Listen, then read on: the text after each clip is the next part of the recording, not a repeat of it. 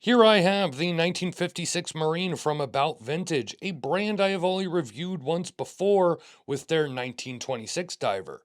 This 1956 Marine diver is very different from the previous model I reviewed, and one of the reasons I wanted to check it out.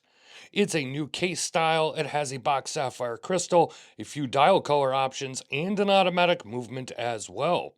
Also, there is a new signature bracelet, as they call it, and well, with the bracelet, the entire package will run you $489. This vintage looking piece is taking cues from dive watches from the 50s, and it's quite an attractive piece. And unlike other About Vintage models, this one only comes in one size, 41 millimeter. There's a lot to like here and a lot that is improved, or should I say upgraded from the 1926 model, yet there are still a few things that don't make sense to me, two things especially. I'll discuss all that and more, so let's get to it.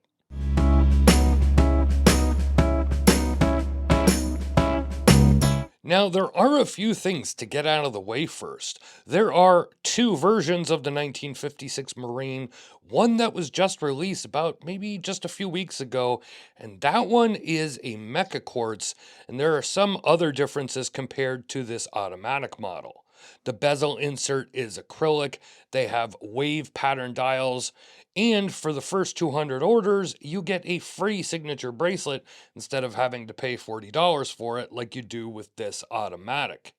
Oh, I forgot that watch is $275, and even though it's only for the first 200 orders, I'm not sure if that's by total or by color, but it seems they are really pushing that one. But back to this automatic 1956 Marine, and I have all the specs on screen, so let's talk design. This is definitely a different case design than the 1926 at sea diver that I reviewed. It's slightly thicker and blockier, and this comes, as I said, in only one size, 41 millimeter. The at sea comes in 36, 39, and 42 millimeters. And if you take a look at a lot of the About Vintage watches, they usually come in multiple sizes. And I really do like this design. It kind of has that vintage Rolex and Tudor look.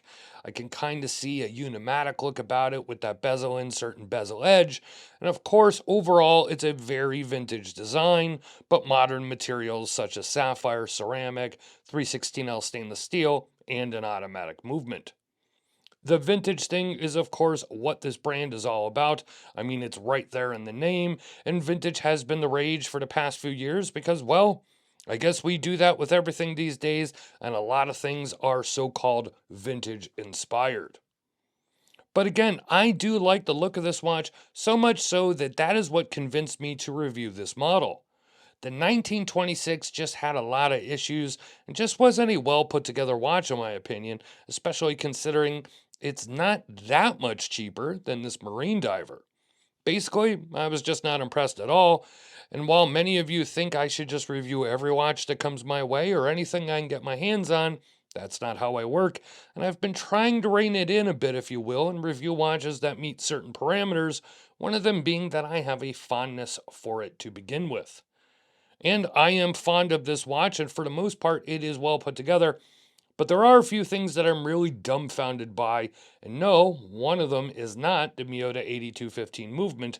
But let's be honest, why are brands still using this very dated movement? And no, I'm not going to make you wait any longer. These two issues I have with this watch is the bezel insert is not loomed, not even the triangle. And this being a dive watch, it's really a weird thing to leave off. And the other is the case back. That center section that was scratched only by me photographing it in my studio using backdrops that I use with a lot of watches, and nothing that should really scratch it so easily. It's because that center portion, which is left blank so you can get it engraved, is mirror polished, like an actual mirror. And it scratches if you breathe on it. And the funny thing is, the website shows the center section being brushed steel. And while brushed steel can still be scratched, it doesn't scratch as easily as the mirror finish, and it just doesn't show as much either. Unlike the case back, the case itself is all very finely satin brushed and it looks great and it is a pretty good finishing, especially for this price. The screw down crown is high polished on the top, and between the case and under the bezel, it's actually a bead blasted finish, which is a nice touch and I like how it all blends together. The bezel insert, like I said, is not loomed, and beyond that, the markings are a little weird. It is fully indexed to the 30 marker, but then we get nothing again until the 45, and then it's blank. I'm going to assume there's a reason for this, maybe a specific type of diving or a way that divers would want to time something that I'm not aware of. But then again, I think it's just the style and they were being different for different sake. The bezel insert is ceramic though, and I do like the blue used here. And the actual 120 click bezel itself, the action is really, really good. It has a good springy feel to it and hardly any backplay. And while not massive at 6.5 millimeters, the crown is more than large enough to use with my medium sized hands. The dial is pretty similar to all of the About Vintage models with the same style markers, their logo, and a little bit too much text towards the bottom. This is also a sandwich dial, as you can see, and the hands are clear and legible as you would want on a watch such as this. My favorite part, though, is that top hat or box style crystal. I love these crystals, and yes, they do cause distortion towards the edges of the dial at certain angles, but I just love the look of these crystals. As with a lot of brands these days, About Vintage offers a lot of strap choices, and with the 1956 Marine, you get one default strap, this khaki Cadora strap, and then you could choose your second strap. Now, I won't mention them all, there are way too many, but there's leather, rubber, even mesh bracelets are offered. Or you could spend the extra $40 and get their signature bracelet, which is definitely an upgrade to the previous bracelets with solid links, a slightly more premium clasp, though no dive extension or toolless adjustment. And overall, this is a better bracelet than the last one I reviewed. And if you look at it, it's not your standard oyster link design, as the center links are smaller than the outer links, and it's a good look. The Cadora is pretty nice as well. It has a good feel to it. It's well made, has a soft leather backing, and it doesn't feel like the $5 bargain special some brands use. And it fits well on my 7.5 inch or 19.05 centimeter wrist. And while I'm in the third hole, I do have some tongue left over to fit into both keepers. It's probably not going to fit wrists much larger than mine, though I've had straps from companies that don't even fit my wrist or just barely fit it. The length of the strap is 120 by 80 millimeters, and both the bracelet and strap have quick release pins for easy on and off. Now, yes, you guessed it, the loom is disappointing, mainly because of the bezel, especially the triangle that lacks loom. No pip or nothing.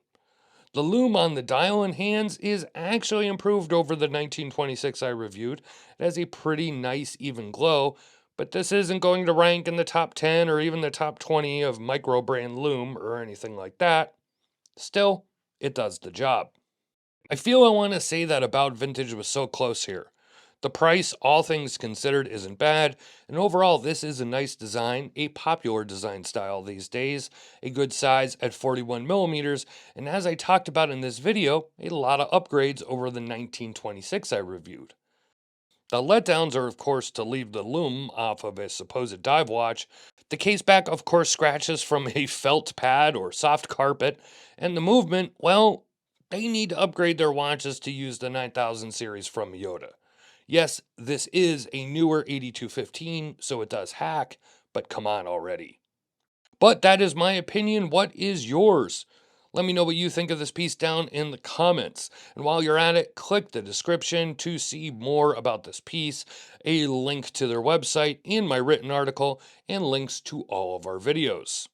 Make sure to hit like, subscribe, turn on notifications, and of course, share it on social media or in your groups. This greatly helps out the channel more than you'll ever know. This is Don Evans from Watch Report. Thank you for watching, and I will see you next time.